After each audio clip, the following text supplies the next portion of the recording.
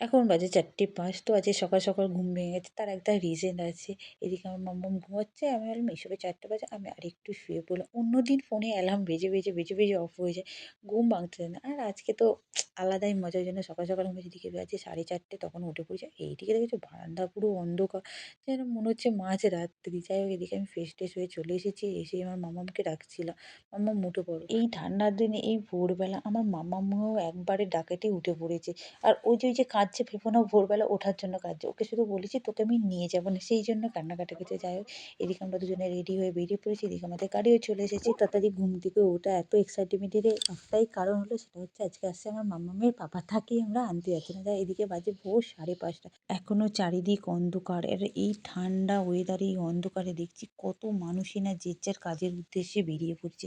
যাই হোক এখন আমার একটা মানুষেরই কথা মনে হচ্ছে সেটা হলো আমার বাপি। আমার বাপিও একটা সময় এরকম ভোরবেলায় বেরিয়ে পড়তো কাজের জন্য। যাই হোক তখন বুঝতাম না এখন রিয়ালাইজ করছি। আর আমার মাম্মাম তো ভোরবেলা উঠেছে বলে একটু ঘুমিয়ে নিয়েছে। আর এইদিকে হয়ে গেছে আমাদের আসতে লেট। ওর পাপা রাস্তায় এসে আমাদের জন্য ওয়েট করছে। আর আমার মাম্মাম তো ঘুমাতে ব্যস্ত। পাপা ওকে ডাকছে। ও মুখটা দেখো যেন চিনতে পারছে না। ওরই আর দোষ কি সে অত ভোরবেলা উঠেছে। যাই হোক তারপর আমরা সোজা চলে এলাম বাড়ি।